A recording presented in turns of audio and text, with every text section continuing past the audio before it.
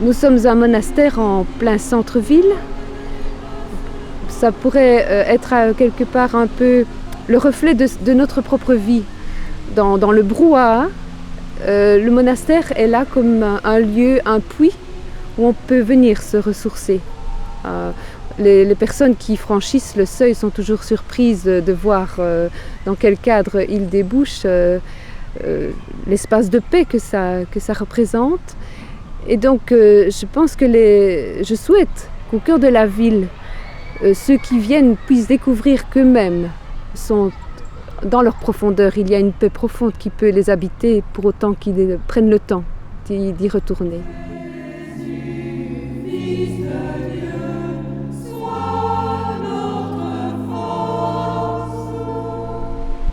La règle bénédictine est avant tout une vie communautaire, une vie de prière et une vie d'accueil, je dirais. Ce sont les trois pôles importants. Une vie de prière, de travail aussi.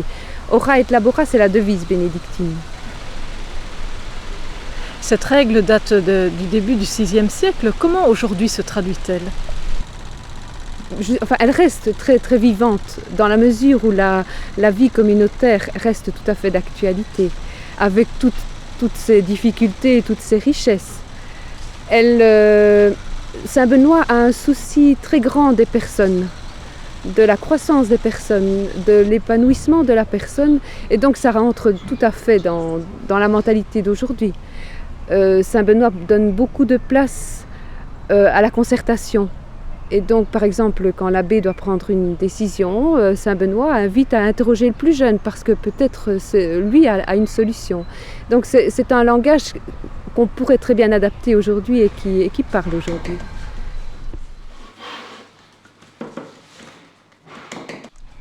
Ora et labora, alors le labora d'aujourd'hui, qu'est-ce que c'est ?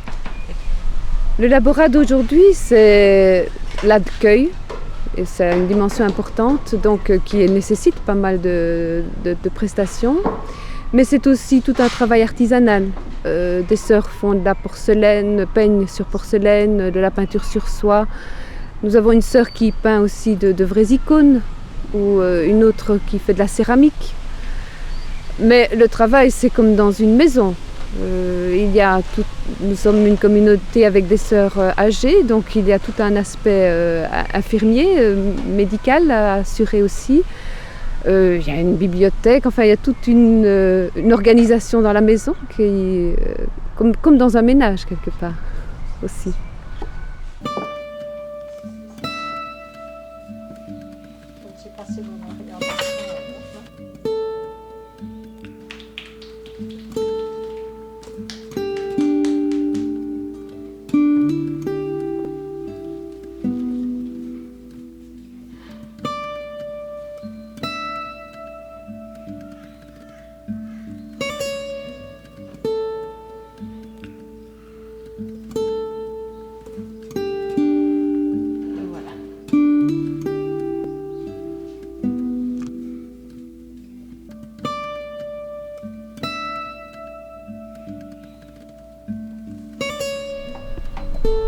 Une grande place est réservée à la Lectio Divina.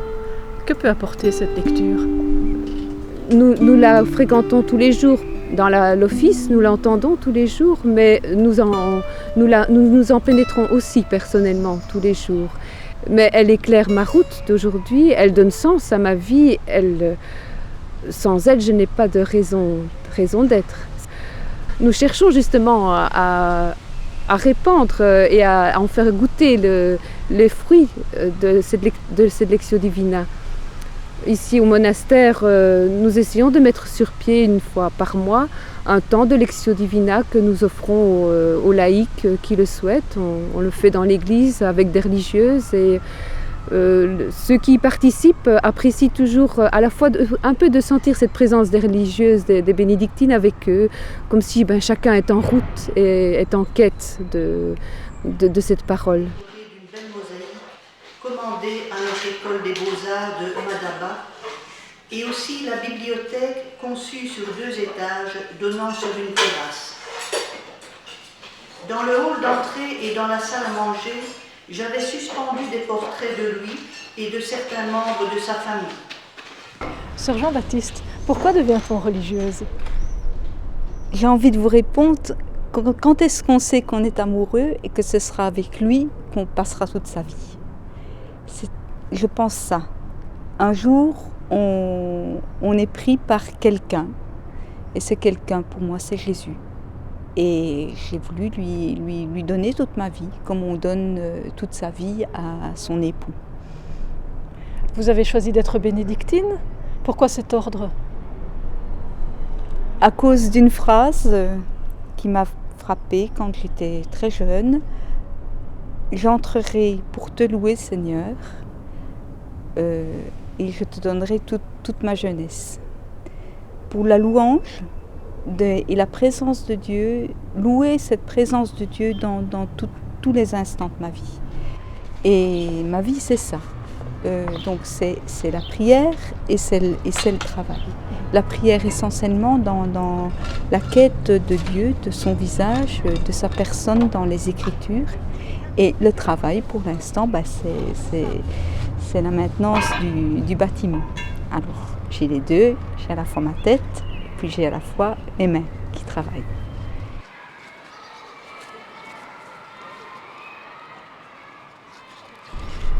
Votre vie est faite de joie et de difficultés, comme toute vie humaine. Oui. Alors, quelles sont-elles pour vous, ces joies et ces difficultés? Les joies, c'est justement le pouvoir créer des choses, pouvoir transformer des choses, pouvoir rêver et arriver au bout de certains de ses rêves. Et même pouvoir faire des choses qu'on n'avait absolument pas imaginées. Je n'avais jamais imaginé que je finirais les 3/4 de mon temps sur des échelles ou en train de faire de l'électricité ou des choses de ce type-là. Mais voilà, c'est ça, pouvoir donner vie à toutes les petites choses de la vie. Et les difficultés? Les difficultés, les relations avec les autres, ce n'est pas toujours facile. Et puis parce que j'ai aussi mes idées et que j'aime bien foncer, donc il faut quand même tenir compte des uns et des autres et que on est quand même une trentaine et on est d'âges différents et il faut vivre avec toutes, mais aussi se rendre compte qu'on a derrière soi les autres et qu'elles vous portent dans votre travail.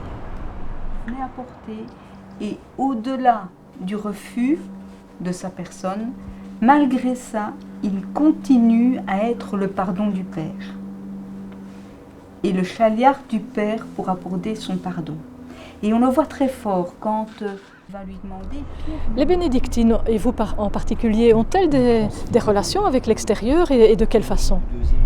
Eh bien, effectivement, nous sommes ici en pleine ville et moi-même, j'ai été appelée déjà depuis maintenant presque 10 ans à faire des apports en catéchèse, mais la catéchèse des adultes.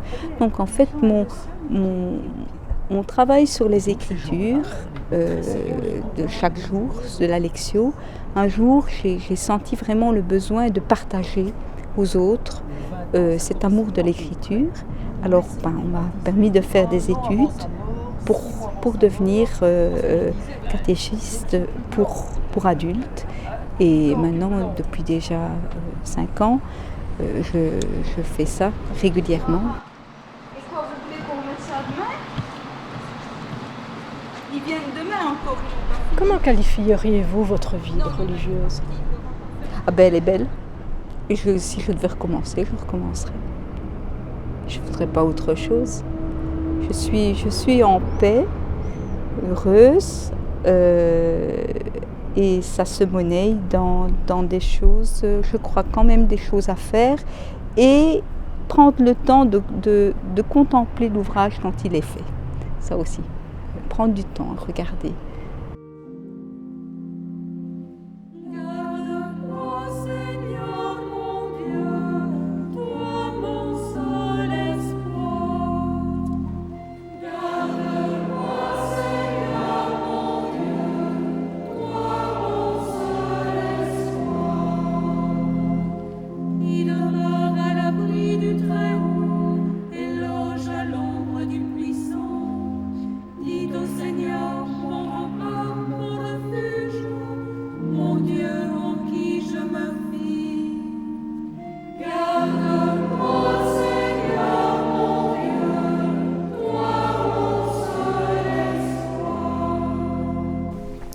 Sœur Petra, vous êtes religieuse depuis plus de 10 ans. Pourquoi devient-on religieuse?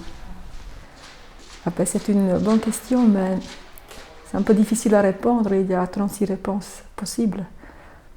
Peut-être que le plus important, c'est savoir qu'il y a une rencontre au départ. Donc c'est une histoire d'amour, on peut dire comme ça. Et puis, Saint Augustin a écrit « Ta parole m'a touchée et je t'ai aimée ». Et je pense que c'est un peu pour ça qu'on peut devenir religieuse.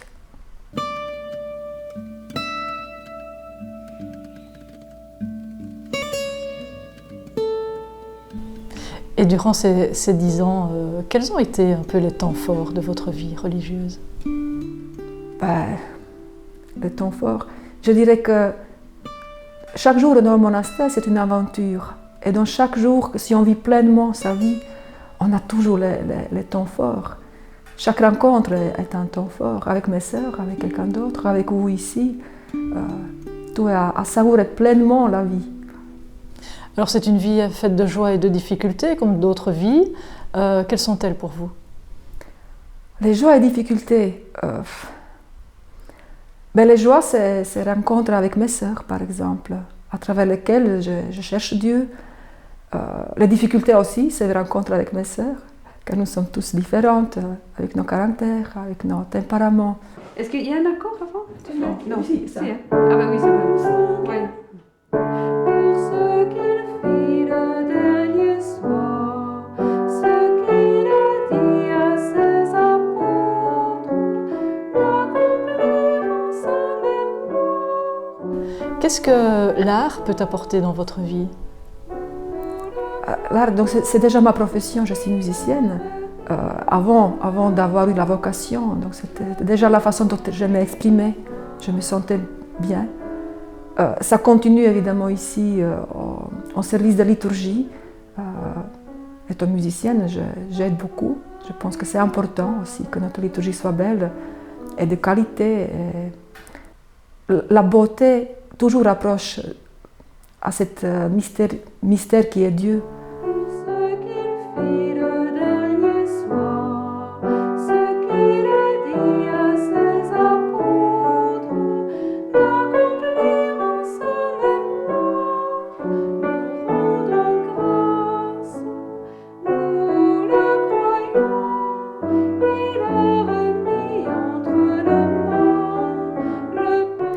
Donc ma vie, c'est chanter la louange à Dieu. Je trouve que c'est le plus important dans ma vie, ici, au monastère de chez les Bénédictines. Donc, chercher Dieu par la Lectio Divina, c'est un point très très important. Rendre service à ma communauté, là où on m'appelle, là où il y a un besoin, ça fait aussi partie intégrante. Et puis toujours élargir mes horizons, apprendre de nouvelles choses, vivre cette aventure qu'est la vie et que la vie monastique aussi.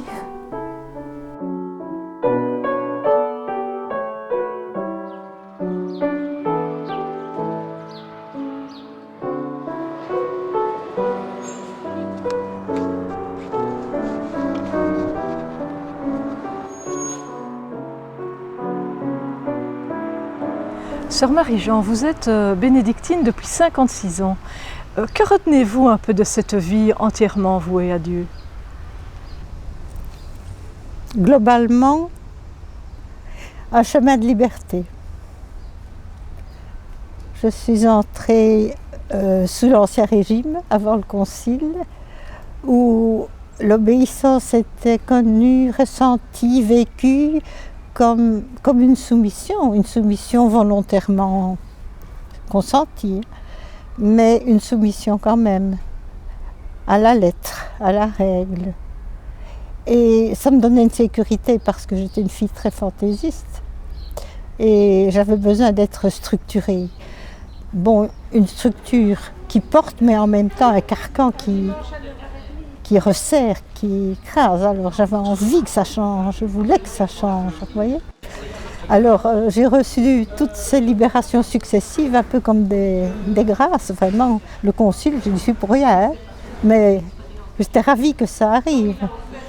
Quelles ont été les joies et les difficultés durant toute cette vie? Mais la grande joie, c'est évidemment la relation à Dieu, hein. Sinon on ne reste pas ici. Bon, alors le Seigneur m'a vraiment accompagnée, gardée. Il a mis sur ma route des personnes qui ont été signifiantes pour moi de l'amour qu'il me portait. Et j'ai toujours vécu vraiment dans la foi comme une relation au Seigneur, à Dieu vivant qui est présent, qui marche avec moi sur la route. Voilà. Ça, c'est des grandes joies. Alors bon, elles sont ponctuées par des événements concrets, les grandes joies. C'est pouvoir prendre l'habit, c'est surtout pouvoir faire profession, c'est rencontrer des personnes qui ont la même foi que moi ou qui sont pris par le même esprit, le même enthousiasme. Ça, ce sont des grandes joies. J'ai noué des amitiés merveilleuses. Et les difficultés alors? Les difficultés, alors là, ce sont toutes les difficultés d'une vie commune. Et je crois que ces difficultés-là, elles existent dans les familles comme dans les communautés. Mais la grande difficulté, c'est évidemment le support mutuel, les contradictions, les choses pénibles qu'il faut. Par exemple, la chaleur, moi j'aime que les fenêtres soient ouvertes, les autres aiment que les fenêtres soient fermées. Bon, eh bien ça n'a l'air de rien, mais à longueur de vie, ça use. Alors, bon, vous allez me dire, ce sont des petites difficultés. Alors les grandes difficultés, ce sont les difficultés qu'on a avec soi-même. Ce sont les différentes crises de l'âge. La crise des 40 ans, la crise des 50 ans, ça existe. Alors ça se manifeste dans la vie des unes comme ceci, dans la vie des autres comme ça. Pour moi, une des grandes libérations, ça a été la libération affective, pouvoir vivre la relation en respectant la distance avec les autres, la bonne distance, permettre aux autres d'être libres, comme moi-même je souhaite être libre. Et ça prend du temps. Et puis découvrir que on ne peut pas mener le monde à sa guise, que la vie des autres est aussi importante, si pas plus importante que le sien, et savoir consentir à laisser passer sa volonté devant la volonté des autres et du groupe éventuellement. Voilà, ce sont des difficultés que tout le monde rencontre d'une manière particulière ici, autre, mais ce sont les mêmes. Quand je rencontre aujourd'hui des mères de famille et même des célibataires, tout le monde a un chemin, moi j'appelle ça un chemin de liberté à poursuivre.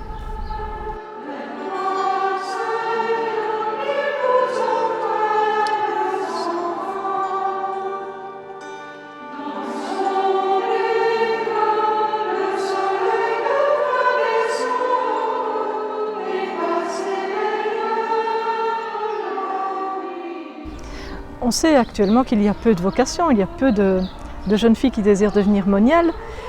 Qu'aimeriez-vous leur dire à ces jeunes qui éventuellement pourraient choisir ce chemin-là?